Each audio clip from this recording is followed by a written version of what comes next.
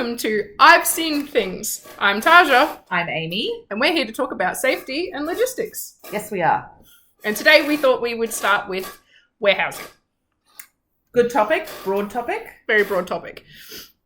And I think everyone at some point in their life has been in a warehouse, worked in a warehouse, or been in a warehouse. Been in a warehouse-like environment, because I imagine that, like, even at the local shopping centre, when the Coles and the Woolies and the little shops there have a little warehouse area in the back that they're stocking everything from. So, that infamous back. Is there something in the back?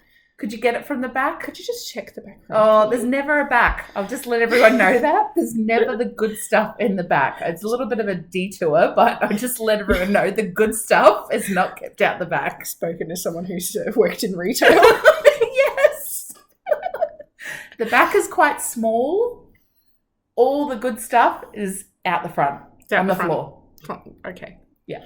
Just a little public service announcement. Yes. For everyone. There is no back that's got good stuff that we're keeping from you. So, but in today's topic, we're just diverting back to where we were going with the original train of thought there. Yes. Back to the sort of warehouses that we were going to talk about today. Yes. Is actually more along the lines of logistical warehouses, like the transport warehouses or the large stock warehouses for the distribution centres and the manufacturers. Yep. So places that are using heavy machinery and or producing stock, so using any machinery required. True. Much like any said machinery, you'd find there is like water pickers, high reach as well. That's a pretty common one. And temporarily forgotten the name for it, but it moves multiple pallets. It escapes me. Let's go to a break. We don't have any. Anyway, they're also huge machines that, or where I was, working with order pickers, high reach, and those particular machinery that I cannot think of the name of right now, moving together, as much as it's quite a large area that they're working in together, there was incidents, either it being near miss or actually hitting each other. One was too high up, can't see. It's almost like trucks with cars. You're very low, they're very high. They're trying to look everywhere, using your horn, keeping 3 meter distance, all of the things. But in peak times or... everyone's running around trying to get stuff done and... Yep. No, sort of warehouses I've worked in, being that my background is very much transport, is obviously more logistical warehouses. So we've done a lot of storage stuff for our different customers, but we've also had like rebagging products that have come in. So we've often had container forklifts that can move around the large containers. We've had specialized lifters that will sort of pick the container up and tip it so that this product would come out. Yep. We've had bobcats on site. We've had bagging frames. So it's where the big 1 ton bulker bags get hooked up so that they can tip the product in and make sure it's rebagged from however it's come out. Sometimes you've got to rebag it because the product itself needs to have a treatment done to it. Sometimes it's rebagged because they've ordered it in a big bulk container, but they want to sell it as 1 ton bulk bags. Oh, yes. So there's all of that sort of stuff that's in there, and it all has its inherent things. I have had a couple of high reach incidences where we've had a driver who's left his high reach fully extended and come between the warehouse doors and knocked into the frame of the warehouse, and he's actually hit all the electrical cables and sparked the entire warehouse. That was... holy shit. Yeah. It was a bit of fun. Wow. It was, that one was a little bit scary because we were in the office. Yeah. Like, at the time I was working as data entry clerk, and we had exposed steel beams in the ceiling that just sort of happened to be along the same line as the beam that he hit. And so our whole office started sparking. We were like, oh, what is happening? Gosh. I mean, when you're going to do something... do it well.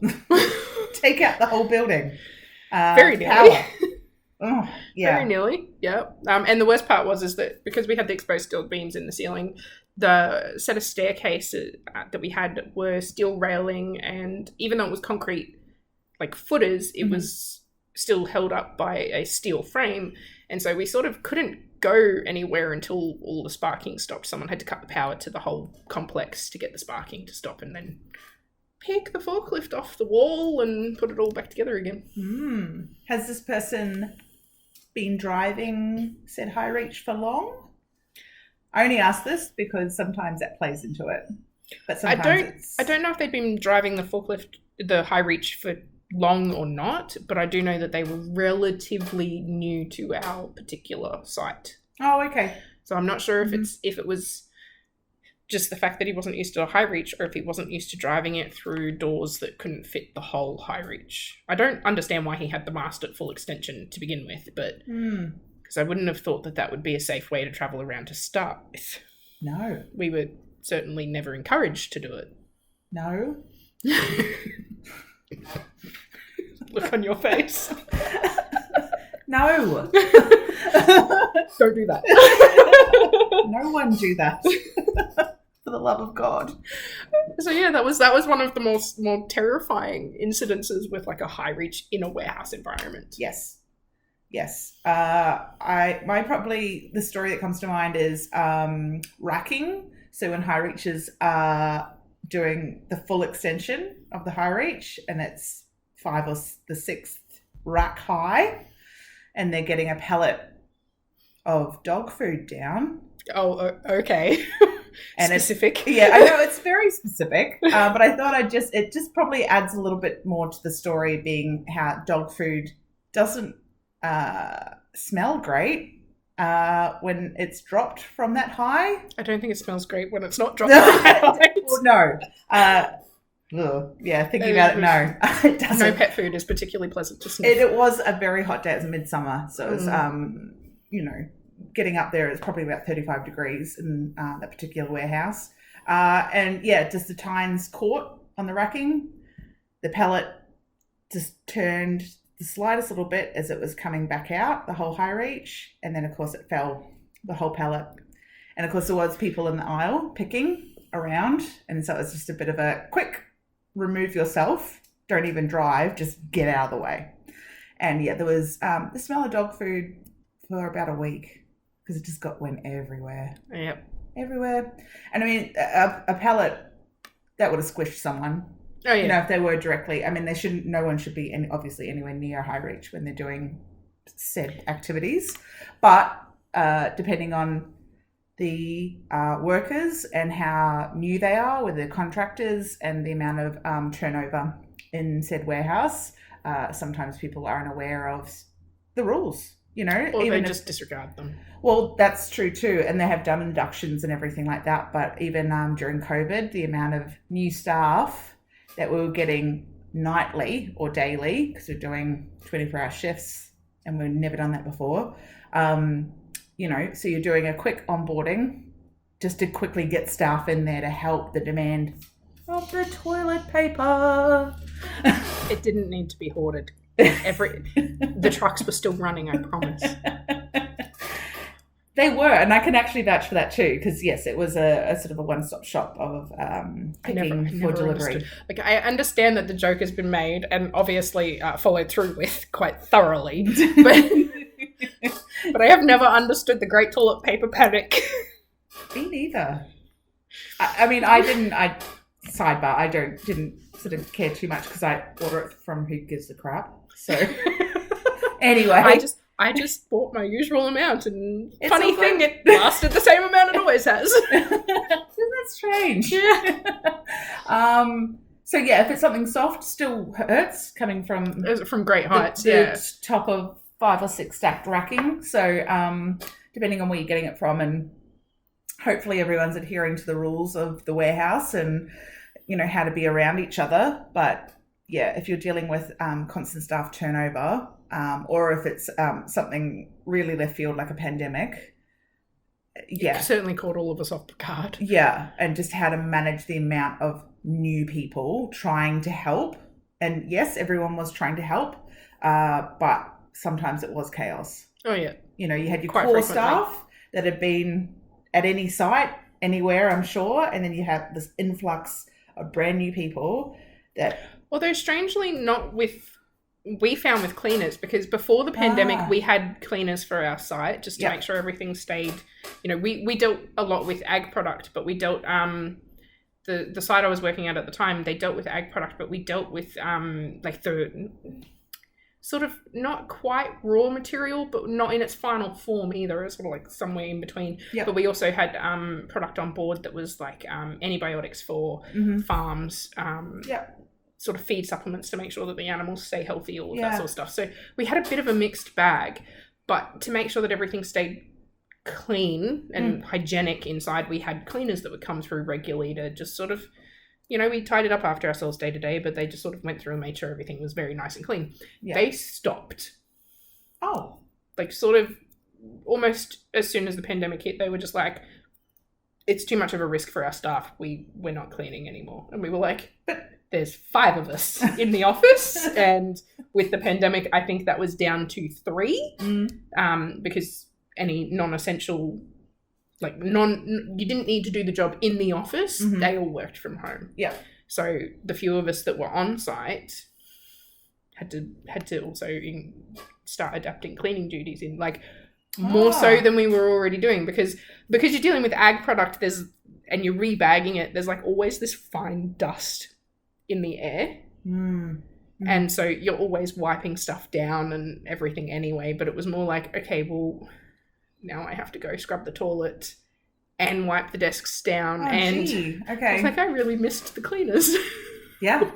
They were pivotal, especially it's like they were the saving grace to anyone that was still working anywhere during that time period. When you could get them. High touch points and all that. But again, we kind of we divert a lot. I'm sorry, you'll get used to that. But I hope it's all interesting. I mean, at the end of the day, if it doesn't make sense, we'll just try and edit it out. Or you can ask questions on our Instagram. Yes, live and happily in use with at least 2 people. Yes. Hi, Christy. Hi, Troy. See? We've covered the 2 peoples that follow us. It's so good. Back to forklifts and warehouses. Oh my God. I think one big incident that comes to my mind with like racking and forklifts in particular is one of the sites I was working on. Again, I think it was actually the same site as the previous incident. We were sort of 3 warehouses combined. So we had like a general freight section, then we had like a storage section, then we had like a loading section, if that makes sense. So it's sort of like you had the 3, they were originally 3 separate warehouses, but they did have interconnecting doors. And as the business grew and expanded, we started taking over those conjoining warehouses. In one of them that had all of the rackings, one of the forklift drivers was in there, but they drive backwards when they have stuff on the front of the tines, right? Sure. So he's driving backwards and he didn't quite make the corner. He's clipped the bottom end of the racking and everything has just gone. You see those scenes like in The Mummy where all the bookshelves just go yes. Well, that was the racking in that particular warehouse. No. It was just and the forky was quite lucky to get out of that one okay. Luckily there was no one else in that warehouse at the time. Oh gee. But yeah, there was a lot of stuff on the floor. Yeah. Like we had big cleanup. Big cleanup, and I think we had pallets of flooring, pallets of like kids, like the snacks for the schools, because the schools had just gone into that traffic light system for the foods. It was amber and green snacks, drinks, things like that. So yeah, it was a bit of a cleanup option. Yeah, wow. Well, because he accidentally backed the tire into the corner of the rack. And not in the clear space. Like there was nothing he could have done about that. It was an accident. Sure. But yeah, that was a big cleanup, that one. But yeah. Yeah. Bit of a safety issue when you've got a rack coming at you. A little bit. How do you outrun that if you're in the thick of it? Go sideways like an avalanche. It's the only thing I can think of. Just go sideways like an avalanche. Don't try to outrun it. Try to get away from it. I feel like I just freeze and just see it, a movie shot of like close up of me just going, oh God, it's coming at me. Yeah. Right, that's a lot of damage to a lot of stock. Yeah. Lot of stock. Yeah. Yeah. Yeah, that one definitely went on the list of insurance claim for a couple of customers. Yeah, wow. But that one was genuinely an accident. Like, Yeah. he didn't mean to do it. He just miscalculated the corner, and that was what happened. Yep. And I think the other side of things is traffic management. So if people don't have good traffic management plans in place for small or big sites, doesn't sort of matter. If you don't have a clear direction of where people should be going and who should be on that particular, pathway or driveway or whatever it is. Or in that zone while the forklifts are working, like if you can close that zone off. Yeah, it works much better. There's, been many a time where my brother's experienced people going, oh, I know there's a traffic management plan, but it's just quicker for me to I'll just quickly nip in or go the wrong way and someone's coming at you or around a blind corner and, chaos ensues, especially if it being in a freezer type warehouse or cold room. Your traction isn't always there as well as what it could be when you're in the dry warehouse. So, either collisions of varying degrees, whether it be a tap or whether it be, I'm not going to do it again. So I'm going to do that clap again. It wasn't me this time. I'll go like this. But it can cause huge damage, whiplash, huge damage to the machinery as well, depending on what angle both machines have come in on. And it can take certain machinery out of action depending on what's happened to it. Yeah, and the product around it, because like if you're in an accident in a freezer room and something somehow ends up leaking fluid, anything that it's touched, if it's a freezer because it's a food warehouse, any of that food could be considered contaminated and then it's no longer saleable. Exactly. So there's all sorts of different issues that come up in warehouses. Forklifts are just one of the biggest, most mobile ones. Yes. But you've also got issues like cranes. Yep. Pallet jacks. Yes. People. Product itself. Just to really underline it. People. But the product itself can also sometimes be quite hazardous. Yes, absolutely. Depending on what you're doing, like if you're one of the cleaning manufacturers where you're actually making cleaning product, you're dealing with things like bleach, ammonium, stuff like that. Yeah. My ag products that we were dealing with in a couple of the positions I've been in, they're often quite hazardous. Quite a few of them fall under certain types of dangerous goods because even though they're consumable and they're not going to do any damage to certain types of animals, because there are some foods that other animals can't eat, but sure. like cows shouldn't really be eating the same food as chickens. It's like, I mean, think about it, when someone's even someone manufacturing like a packaging itself. Yeah. That's plastic, which means that there's going to be some form of chemical in the process. Even manufacturing cardboard packaging is going to have some form of chemical base in the process. So they all come into those things. Can you imagine having a pallet of flat boxes land on your head? I don't really want to, but I can if you'd like me to for this moment. For this moment. Yes, I can. Yes, done. So the product itself, in that case, becomes a very painful object. Yes. So I think every sort of warehouse you go into, everything becomes a little bit of a hazard if you're not doing what you should do properly. Absolutely. Yes. Going off the chemical side of things, so if you're dealing with bulk chemicals coming in on containers, and if the lids aren't on properly, leaking, or if it's the wrong type of container. Yes, I mean, we've had that. Yeah, we've had that before, where the containers are wrong or stored incorrectly. It's amazing the chemical reaction to things when they're not stored correctly. Yeah, we have so the IBCs in previous places have very clearly been labelled with "do not store in direct sunlight," and then someone stacked them up against the side of the building outside, and you're like, "Can you read, buddy? Can you move those?" Yeah, because you don't know if it's just going to lose potency or if it's going to be a far more devastating effect. Absolutely. I don't want to go to work and get blown up. No. Because someone stored something incorrectly. Yeah. That terrifies me just a little bit. Yeah. And you can have things in place like sort of a live document with what you get, all the time, and then some things that you don't get all the time, and blah blah blah, and classify them and have them so that they stack. Well, I do know from my own experience that companies that deal with dangerous goods under the fire regulations must have a live document, not just on site and grabbable, but digitally stored and actually regularly maintained. And I believe that a copy must be available to the fire department at any time.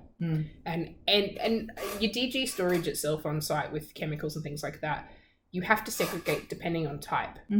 So they all have to be segregated, clearly marked where they are. There has to be a map provided to the fire department of where those things are in the warehouse, so that if something happens, they have to be able to come in and be like, okay, don't use water in that section, but it's safe in that section. So I know that's all, because that's a process that we had to do when we were moving warehouses, is setting all of that back up again and figuring out how we were going to store all of that stuff, make sure that it was stored safely.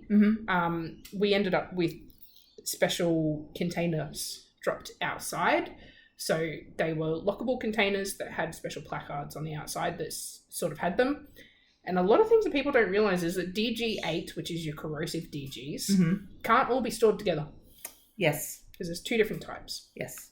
That's a biggie. That's a big misconception, isn't it? Yeah. For a lot of people. I think everyone just goes, I'm class A. Yep. Immediately. Yep. But you have acidic and alkaline, and if you put them together, oh, buddy, we're going to be meeting the gods. I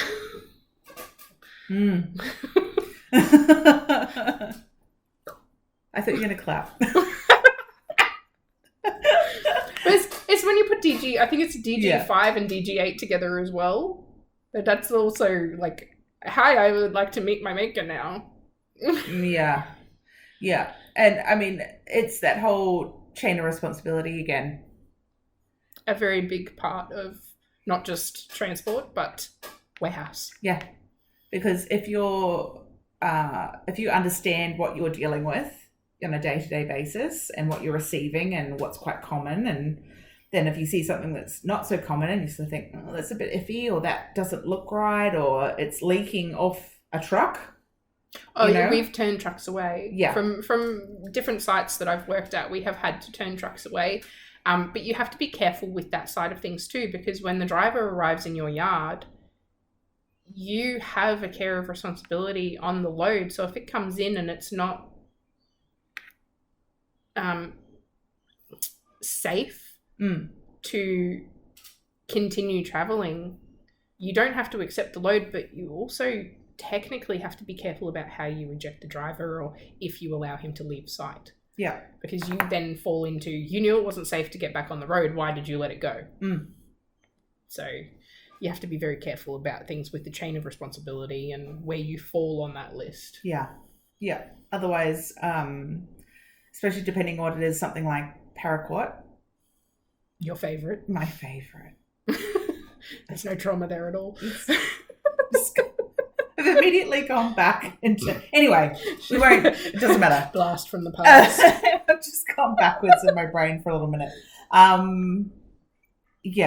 Where things like staff, might be dealing with paraquat for the first time, but they refuse to wear PPE. It might be their first or second shift and they've been told, this is what you need to do. There's signage everywhere. You've been told your role. You've been shown you've got a buddy. And, no, I'm all right. I don't need to wear it. And for whatever reason, being told what happens if you touch paraquat or it gets in your mouth or however it gets in or on you, doesn't seem to sort of sink in with some people. So I think, in that sense, people have been walked off site if they refuse to wear PPE. Yep. If they're wearing half of it, they might have like coveralls on, but they don't want to wear gloves and they don't want to wear safety glasses and they don't want to wear mask and, all the other things that go with it. That's too much of a risk. It's way too much. Like, that's something that you can't mess with at all. And I don't know how you convince someone otherwise if they're refusing to do the bare minimum, which is wear your PPE when dealing with this particular chemical, and so on and so forth. But it was staggering how many people really didn't, oh no, I'll be all right. I don't really know what that statement means when I'll be all right if paraquat. Did you ever ask if any of them were Superman? It's the only thing you can think is that they think that they're as invincible as Superman. Like, it's just something that's going to affect you that you don't actually have a say in that, because it is a chemical. It's going to do what it's been designed to do, and that is harmful to you as a person. Yeah. Yeah. No, I didn't think to ask. That's so good. Damn, I should have taken that on. Yeah, I'll just remember that for later. I should have brought superheroes. They're big at the moment into it. But yeah, that's a big one. That's scary on the safety side, but also any warehousing that's dealing with whether you're making pharmaceuticals as well. We had common item that is used in road construction being stored, and so it was coming in big containers. It was being stored in our warehouse, and then we were loading it bulker bag by bulker bag into the tanker to take out to the construction site where they were laying the new roads out. Yeah. And we did actually have an incident on site where someone refused to wear their PPE, but unfortunately the manager, so a little bit of a background, the supervisor at the time had said, wait here, I'll be back in a couple of minutes. Once we've got your goggles all fit tested and everything and your suit on and all that, we'll start the process and we'll go through it. Yeah. But just hang on, because I need to use the loo, right? Valid reason, just cool your jets, stay here. I need to go hit the head. I'll be back in a moment. Yeah. He didn't wait. And then there was an incident. I mean, I wasn't there to see it, but there was ambulances called, and it was pretty nasty. Yeah. Lasting consequences. It's going to affect this person for the rest of their lives. Yeah. Has affected their vision, I believe, because it's got into their face and into their eyes. The particular component has left lacerations on their eyes. So nothing great, but that's why the PPE is there. I mean, he'd already been run through why we wear the PPE. He'd been run through the safety data sheet, so he understood why we had to be so careful handling it. Yep. And also why we had provided all of the PPE, why nobody was allowed to work with the product alone. Yep. Like it had to be a buddy system product. But yeah, he decided to go ahead and do it anyway. And then... Yeah. And that's, I think, the key point. A lot of the time people, you go back to root cause of incidents that have unfortunately happened. And, a lot of boxes have been ticked. They've been inducted. They've been shown how to do the job, what to wear, the after sort of care, if you want, with, washing your hands or having a shower or getting rid of all your gear before you enter your lunchroom, going home, what you do after, And I mean, this was a warehouse that was used to dealing with a lot of stinky, clingy product. It was stuff that we had in that particular product was not something that was in the air all the time, but we had other product that was almost constantly in the air because of how we had to handle it, because of the type of product it was and how fine it was. You walked past the bag and cloud came out. Yeah. But we had showers on site for that specific reason, but everyone was wearing goggles when they were working with these products. Everyone was wearing coverall suits and double-lined gloves and even booties. They had little booties that went on over their own work boots, and then they put their coveralls on so that everything was sealed. Yep. They put their gloves on and then the coveralls over the top of that so that was sealed, and then the goggles and the, if you can see everyone in your leadership team doing these things, then there's a reason for it, and it's not just because they're screwing with your head. No, because it's not. They're trying to keep ensuring that you maintain a quality of life even after dealing with a product that could very quickly end it. Yeah, absolutely. And I think that side of it being like contamination of an area, so working in an outside area, but dealing with decanting of chemicals or washing down trucks, or anything, where you're dealing with something that is a residue. It's not the complete chemical, and it's not multitudes or masses amounts of any particular chemical, but you are dealing with residue of whatever it is. That whole area that you're working in, don't touch it if you're an outsider. Like even the tap that turns on the pressure hose has been turned on with by someone who's got stuff on the gloved hands while they're doing that, because that's their work area. That's their work area. So going in there to audit it, or to observe, or to try and figure out a better way to do a particular activity within that role, don't touch anything. And I think people are so quick to want to touch. Oh, we need to, it's a very tactile thing to do with touching things. And I know I've even gone to and someone's gone, no, and grabbed my hand because it was a broom and it's not meant to be in that area. But that broom had been touched by someone that had touched chemicals with gloves on, because I didn't have gloves on. But it was just one of those things. It's not meant to be there. I'll move it. Oh yeah. At least they came in and they were like, it's already been touched. It's contaminated. Yes. Now it lives here. Yes. It's ours. Yeah. Now. That has been That's sort of like when your younger brother or your older brother goes, you don't want that ice cream. Yes. It's a little bit like that. Yeah. But I got the mum. Don't touch the broom. But yeah, you just want to, you're thinking about things all the time, where things should have their right place, 5S, everything has its particular, hang up on the board, or where things should be, but contamination is huge in warehouses. Oh, yeah. Careful is not, it doesn't even do it justice in warehousing to be careful. You have to be careful. You have to be vigilant. And diligent about what it is that you're doing at that exact moment. Even walking a pedestrian walkway, through the racks, you can hear them beeping when they're running, but you're still sort of like, is he in this aisle or that aisle? Yeah. Yep. Or going through automated doors as a pedestrian. Yeah, I got into the habit of sounding like the Roadrunner, just meep meep. Yeah. I press the imaginary horn, even if no one can see me. Meep meep. Beep, beep, beep, beep. Yeah.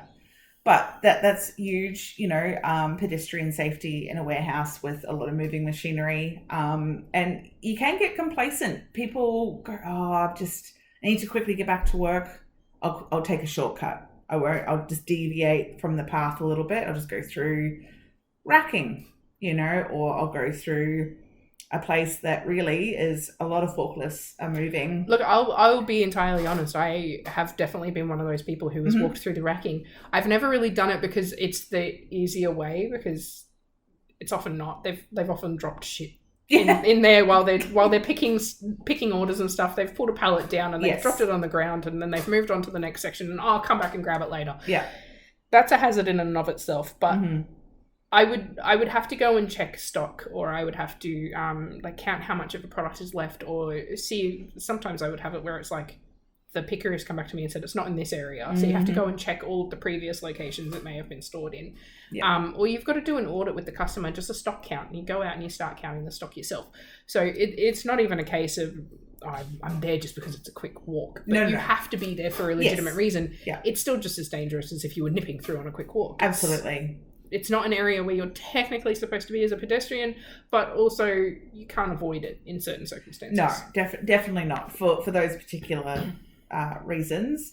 And probably another thing that maybe people don't think about that have always been in an office, or what's another environment that equivalent to an office, like somewhere that's so removed from warehousing that they don't think about it. Probably don't think about it is depending on what it is you're doing in that warehouse, your boots, you might not be able to walk between, different areas of the warehouse. Well, yeah, like one of the yards I used to work in, we had a dispatch and lunchroom at the other end of the warehouse. Yep. That was for, like, dispatch was obviously for dispatch, but then the lunchroom was for the drivers and the forklift Yep. workers and things, because, you know, Yep. stinky boys be stinky, and the office didn't want stinky.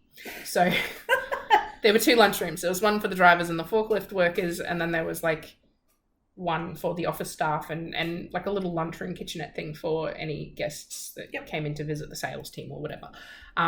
I would often have to make the walk because I would need the paperwork from the dispatch to do all of the warehouse reconciliation and Yep. checking product out and all that sort of stuff. So I would have to make that walk. Now, I was allowed to do that walk at that particular job in closed-in shoes. They did not have to be warehouse, like they did not have to be steel cap Work boots. Yep. They just had to be closed-in shoes. Mm-hmm. But I was only allowed to do that because I was not on heavy machinery and I stuck to pathways and things. Yeah. So if there was like a forklift, I had to keep a distance until it came to a stop. Mm-hmm. But if I was in a position like I am now where it's just blanket company policy work boots, then I would do like I do now, and I wear my steel cap boots. Yeah.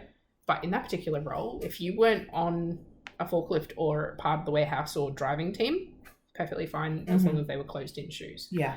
I do think that there were a couple of people who wore like sort of like little slip-on sandals. Oh yeah. Things like Yeah. that. As long as they didn't step out the back door and into the warehouse area, they were okay. It was only if they attempted to go out the back that it then became a breach. Yeah.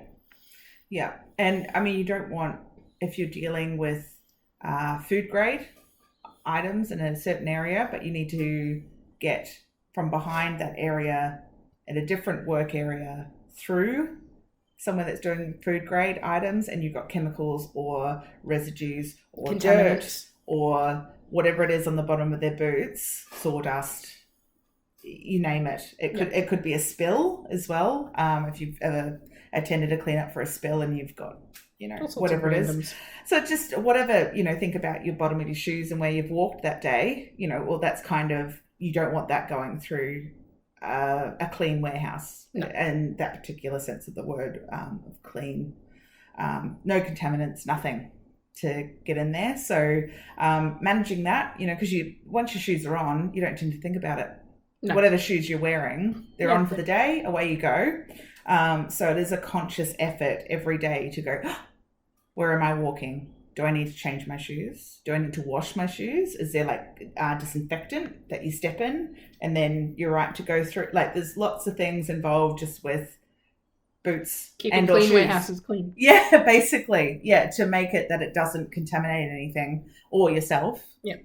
Basically. And I think people don't really think about that sort of thing because, I mean, I suppose they might think about it more on a manufacturer's side of thing. Like you don't want your food being manufactured in a dirty environment. You don't want your cosmetics being manufactured in a dirty environment. Yep. But I think in regards to the storage of it, they forget that that's a part of that process. I think a lot of people sort of think that it goes from the manufacturer to the shop to my table and forget that there is a entire supply chain in between. Yeah. Because the manufacturer makes it, but then someone has to pick it up and move it, but then someone may not be ready for that stock to come in, so it needs to be stored in the meantime, and then from the storage point it then goes into distribution. Distribution centres quite often have massive storage areas as well, so it might sit there for a little while and then it'll come out, and that's why there's all these rumours around Easter where it's like those first few chocolates that appeared just after Christmas are actually last year's chocolates. Probably. Yes. Probably. That is from the back. The back. They've gone back to the distribution centre and waited until they've been stored in the correct way, you know. But they are last year's chocolates. Yeah. I mean, that's what you just got to look at the expiry date on the label. If the expiry date is okay, you're fine. Yeah, definitely. I mean, chocolate's chocolate. So apparently it's going up in price to take what you can get when it's on sale. Hey. Yeah. But yeah, no, you're right. There's lots going on, and it's right down to finite details like boots and audits and external audits, you know, that are checking what's happening in the warehouse, whether it be a cold room temperature check of their goods being stored in the correct temperature, where they are being stored, what they're next to, how they're being dispatched, not just if they're being stored correctly, but also like if they're where they're supposed to be at the time. Like I remember dealing with a particular pharmaceutical grade product that was on the controlled list, which means that it's you have to be able to account for every gram. Yeah. They have to be able to walk into your warehouse at any time, day or night, and be like, I need to know where this is and how much of it you have in stock and where it's gone in the last 6 months. And you need to be able to provide that information at the drop of a hat. Yep. And if it's not where you say it is, and you can't tell them where it's gone, oh boy. Yeah.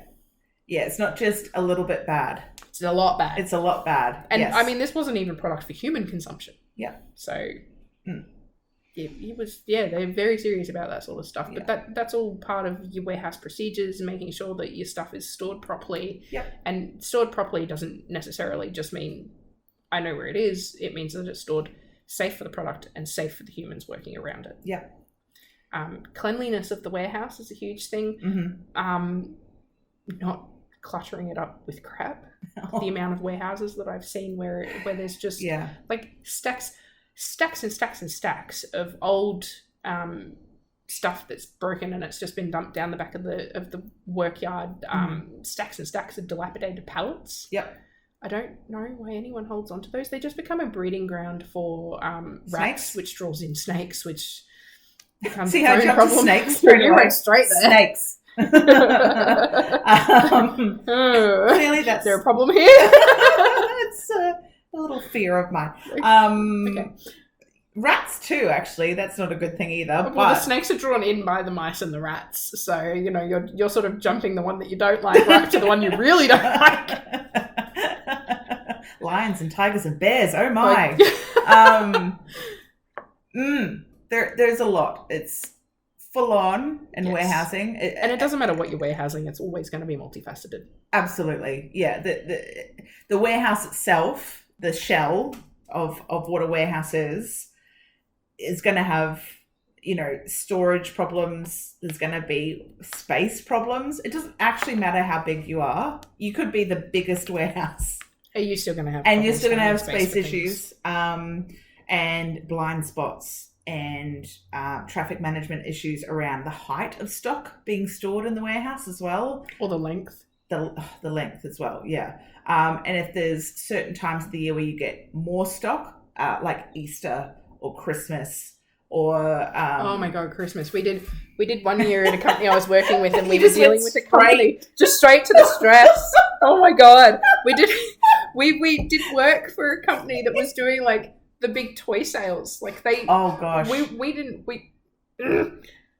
was months away. It was like months away and they were already bringing in containers and containers of toys. Yep. And they were just like, we've run out of space. Can you unload them and store them? I'm like, yeah, sure, that's what we do. Yep. So yeah, we just had toys and toys and toys and toys. I've lost track of how many kids bikes and toy tractors and things that we unpacked and stored. Yeah. But it was a logistical nightmare because they're preparing for the big sales. Sure. Which is fine. Yep. But I think we did something like 43 containers in a month. And there's only so many that you can drop on a deck. And these weren't pallet unloads. They were crammed so full of toys that it was hand unload every single one. Yeah. And then you had to check, and each container had something like 10 different types of toys in it. Yeah. So you had to go through and manually check every box coming out before it got stacked onto a pallet that it was the right thing. Then you had to wrap it all together, and then we had to find somewhere to put it. Toys aren't that easy to store. No. Because they are all sorts of different shapes and sizes, and they don't fit into a conventional rack. No. And you can't double stack them because then you're crushing some kid's toy for Christmas. Yeah, not ideal. No. Because nothing's just like, well, it's going to be a square. Every time it's a square. But it can just sit nicely. It's really not just random shapes. The stores don't like crushed boxes either because for some reason people have this weird thing about not buying the box that has a dingy little corner, but it's not possible to have everything come out when they're in cardboard boxes. No. Without a dingy little corner. No, it's not, unfortunately. The amount of stock that gets shunted around, taken off racking, shoved into containers to the point where you're not sure you can open the door without something falling on you. Yeah. Yeah, it's a bit of a yeah, and that's the thing. Like it's going to have the same overarching issues no matter where warehouse you are, of storage and how to store things. I remember And having that much stock come in at once. that's full on. Yeah. That's Because so then many it's containers. like, not only do I not know where to put it and how to store it, but I have so much of it to deal with that you just sort of go into like freeze mode. Yeah. Where it's like, I can't even think this through right now. I need to just walk away. It's for sort a of minute. almost autopilot because you just sort of, there's so much coming. Yep. And you don't know sort of how you're going to manage it. But you do. You end up And I doing mean, it. it's always a team effort because you've got the guys Yeah. that are actually unloading it, you've got the guys that are checking it off, you've got the guys that are like wrapping it onto the pallets and putting it aside on the floor, and then you've got the one who's walking through the warehouse going, okay, well, if we consolidate this and we put that over there and we move that to there, and he's actually marking down what he's going to move and moving it. Yep. Now we've got all of this space that can put all of these pallets in, and yeah, the bigger ones are just going to have to sit on the floor, but the ones that are going to fit here are going to come into here. So it always ends up being a team effort. You always end up getting there, but at the time you're like, deer headlights. Ah! Yeah. I just remember the name of that machinery. What is it? Bulk mover. Oh. Yeah. So it wasn't that hard. Good God. That took me, how long were you 48 minutes. 48 minutes to remember the name. Bulk mover. It's got to be better than the new ones that they've got over at the port, but I think that falls more into the transport category. Yeah, for sure. But yeah, looking even at a retail warehouse that's attached to, we won't say names, but say furniture places that you get buy entertainment from, such as TVs and like your home goods stores, home and things goods like that. and stuff like that. They've got mini, and I mean, I say Stock rooms. mini stock rooms that have a little bit of everything to be able to not just have display everywhere out there. Because that would be frustrating as a consumer to go in and be like, I would like that couch, please. And they're like, sure, you can have it in 6 weeks. Yeah, and so that, again, brings in trucks and shipping and logistics and freight, rail, all that stuff, depending on where the hell it's coming from. But in saying that, probably at a previous role, TVs are a big one, that people would buy a lot of TVs. They'd come around in a Mini Cooper round to the warehouse to pick it up. So How big was the TV? 55, 70-inch. How big's the Mini Cooper? Is this one of the originals or one of the new ones? The newish ones, but I mean, come on, people. Sometimes I entertain myself as a transport and logistics worker. Having grown up around trucks, I do occasionally entertain myself by going to Bunnings on a Saturday morning, buying myself a coffee from the in-store cafe. I know where you're going with this. And sitting out the trade door exit and just to see, watching people load up. I have seen people load up a box, like one of the box trailers, with a pile of sand and put in, like, you have to have something on top, right? So they put a net on top, and I'm like, what's that going to do? And then they like come back an hour later and they're like, all my sand is gone. And it's like, yeah, you think? A net. You didn't line the box trailer, so it's falling out of all the little gaps as you're driving away. God. You put a net over the top, so it's flying out as well. So these people are getting it on their windshields. But they don't want to hear, like, the guys at Bunnings are saying, mate, you need a tarp for the bottom and a tarp for the top. Yeah. And they're like, I don't want to hear it. I've spent enough money here today. And it's like, you're not going to have anything to take home. And they're not going to refund you for what you couldn't take home. No. Because you didn't want to listen to the staff that are telling you how to do this. And, you've got warehouse guys, storemen, whatever sort of particular title you used to are having that particular job. Storemen that definitely know. Stocking specialists. If something's going to fit.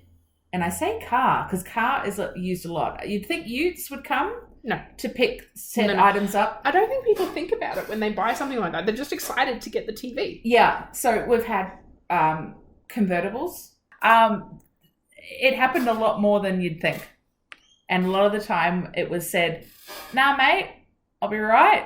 I'll drive with one hand and I'll hold 70-inch, 75-inch, 80-inch TV in the back of the convertible. I'm just going a short way. And I'm just wondering if they obviously had an automatic because you can't gear shift. No. I'm going to imagine. Hang on.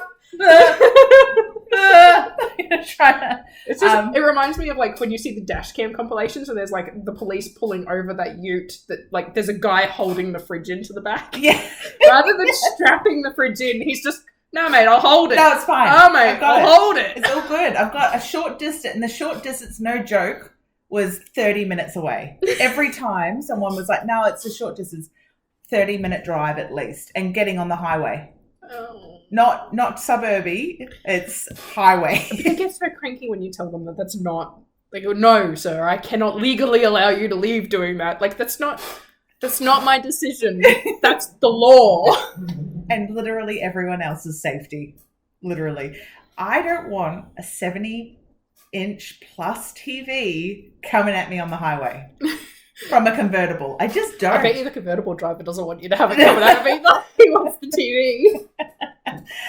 So yeah, that's a story that I have seen. Yeah, I think we'll have to get into a few more of these stories in a later episode. But we've officially crossed the 53-minute mark. So yes, and we definitely diverted off our original topic, but that's par for the course with us. Unfortunately, it is what it is. At least it's all tied in. It's still within the broad theme. Yes, definitely. But we will leave it here, and on our next episode, we are going to talk more about transport logistics and safety. This is where you shine bright like a diamond. I tried to say diamond and it come out weird. I'm flashing back to our lunchtime. I was like, whoa, I don't know what that means. I've seen some pretty cool D&D dice that shine, so cool. I'm cool with being some of those guys. Not sure what happened to my mouth, but anyway, shine bright like a diamond in logistics and transport. So I will share some terrifying stories from, and I will be a keen listener. Tell me all the stories. Tell me in our next episode. So we will see you all then. Bye. Bye for now.